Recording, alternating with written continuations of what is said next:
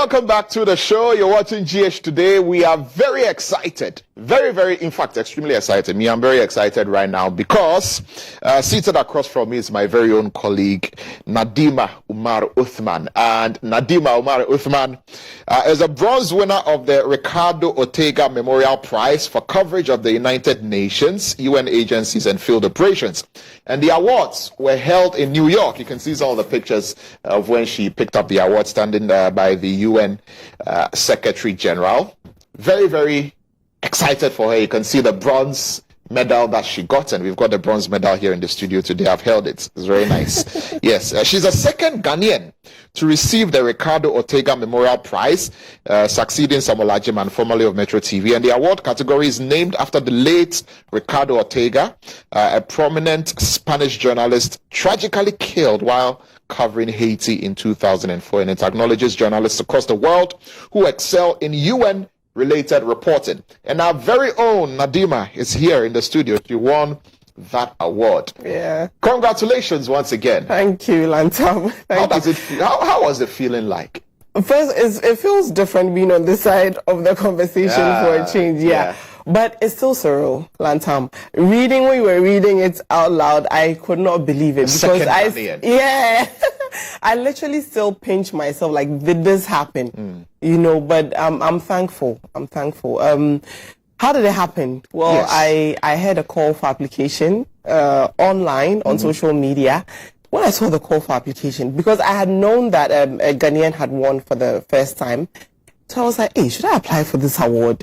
Honestly, I wasn't too confident that I was going to make the cut. But in 2023, I said to myself that I need to put my work out there, because sometimes it's not just about telling the stories, but you need to let the world see what you're doing. You do the story, it airs once or twice. What happens after then? And so I spoke to a few of my colleagues, my senior colleagues that I look up to, and they were like, just go for it. You have some amazing stories that you've done, so why not? So I selected some 3 stories that I'd done under the year 2023. I sent the publication, and then a few weeks later, I was driving from work, and I got a notification on my phone, and it says, congratulations, Lantam. I thought it was a hoax immediately. I said, congratulations. Yeah, it says, congratulations, Nadima. You've been selected for the bronze medal at the Unca Awards 2023. It's going to be held in New York on 15th December 2023. Wow. And I just screamed. You know, wow.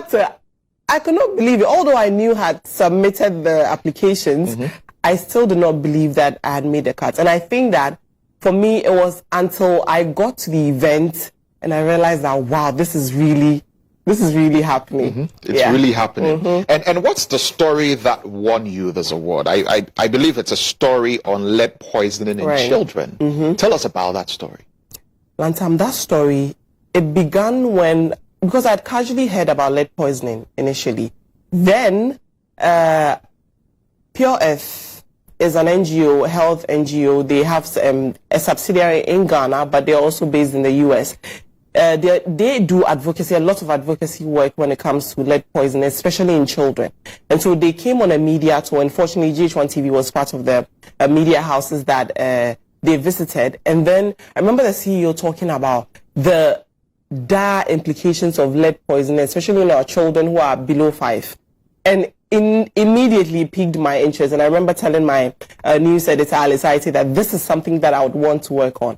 And so I called them. Fortunately, they were conducting a survey in Ashaiman. Ashaiman is a densely populated area. Most of the people who are living there are migrants from other parts of the country. When you go to that neighborhood, Lantam, you'd be surprised. They are living there, they don't even know that that area is highly contaminated. It took an NGO from another part of the world to come in here, conduct the survey or the testing, and let them know that where you're living is not good enough for you. And so my cameraman, shout out to Jeremiah. He lives in close to Ashaiman. He's in the studio right now. Yeah, he worked on that story with me. He was very helpful because I'd been to Ashaiman just a few times, but I don't know the area quite well. But Jeremiah was very instrumental in showing me, maneuvering your way through slum areas is not that easy. So we went there. Jeremiah is just around the corner. He's sitting there. You look at the way he's smiling. Jeremiah, come and let's see you. come and let's see you, Jerry. Why are you shaking your head? Jeremiah is shaking his head. He's seated here in the studio. Yeah. And so we went there, and then I spoke to some of the mothers. After, the survey Pure Earth conducted, fetal line in Ashaiman is highly contaminated with lead. But you find out that children under 5 years are living in this area, pregnant women, and these two groups of people are they are more susceptible to being poisoned by lead, but they are living there. But I do not blame them. They don't know what lead poisoning is. Over almost close to 2 million Guinean children are lead poisoned. Have you heard about lead poisoning anywhere? Where is the conversation? It's not something we really highlight. Exactly. Where is the conversation on lead poisoning? But we have institutions that are supposed to do this advocacy work and make sure that the things we have on paper, or the laws that we have on paper, is implemented. But of course, implementation is almost always missing in Ghana. So I did that story around the pregnant women and then the children. Very impactful story, which is won Nadima Umar Uthman this beautiful award. Yeah. What were the major challenges, in trying to do the story? So, I told you we submitted 3 stories, yes, right? And the other 2 took me days, some even weeks to complete. This story we shot, edited, and did everything in 1 day. Because I think the major challenge for me going into that community, fetal line, was that the people were very apprehensive. They didn't want to speak to us because they just assumed that, okay, when we do the story, they're going to be sacked from where they're living. And you know that these people are migrants from other parts of the country. And so they don't have anywhere else to go. So when I came in and I was trying to explain to them that this is what I was trying to do, they were very, very apprehensive. I think the one thing that helped me was the fact that some of them could speak Hausa, which of course I speak. And so that sort of broke the icing a bit. But that day it was so hot. Jeremiah with his camera equipment, we were just tired. But I wanted to tell that story that day because I think it was also a lead pollution week and I wanted to meet the deadline. And so that was the major challenge, the people. But when we explained to them, and these, aside from it being polluted, right, the fetal line being a polluted area, you find out little children as young as 2 years, 3 years, they are playing in the soil. And these activities, it causes brain damage. But a lot of people don't know that. The mothers obviously don't know. And we are looking on, you realize that a child is in school, they have low IQ. A lot of health professionals are saying that babies are being born with various kinds of neurodevelopmental challenges. And these are the reasons, because if the mother, and Lantam, lead is in almost everything that we use. We have lead-based paint, it's in our toys, it's in our local eyeliners that we use. And these are things that we use every day. But people do not know that some levels of lead can have these impacts like brain damage in children and various neurodevelopmental challenges. But I think it's high time that we have that conversation. We talk about a lot of, and this country is all about politics. We're talking about politics 247. But the real issues that is overlooked constantly. Health is wealth. If you're not healthy, would you actually be in this seat and talk about politics? No. But it's something that is constantly overlooked. And I think that it's high time that we support these NGOs who are doing great advocacy work and bring the issues to the forefront. So what was the experience like, getting to New York, with all of these? I understand that you were the only African among about 200 UN correspondents. So so those who judge the story, so it's a body of work. So you submit like 3 stories. They look at all the stories, and over 200, the UN award 200 correspondents from all over the world. They sit and determine which story should win for what category. Right.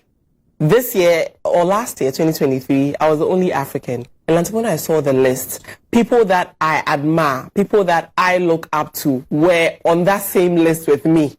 And, I saw them and everybody was so welcoming. Everybody made me feel welcomed. And I remember Zainab Ahmed, the former finance minister from Nigeria, was there. And then she was so happy She had never met me, but she was so happy that an African was up there on that stage with the UN Secretary General. Brilliant stuff. So I see that there's another citation here. What's the citation? So this was given to me by Pure Earth. Unfortunately, I wasn't able to collect because I was in the States at the time, and it was taken by my deputy news editor, Musa Lanta. It was from Pure Earth for the same work. And aside the story, I had done a lot of stories. So this is just one part of the lead poisoning stories that I had done over a period of time. And so this was for my advocacy work in championing the need for us to have conversations on lead poisoning in the country. So yes, that's it.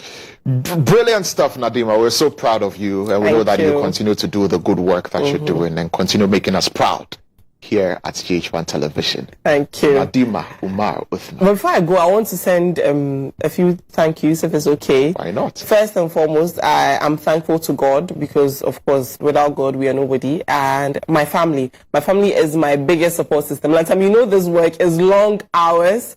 When you have kids, it's a different conversation altogether. But my family, they always have my back. They're always encouraging me to do the work that I do, even when the applause or the recognition is not coming.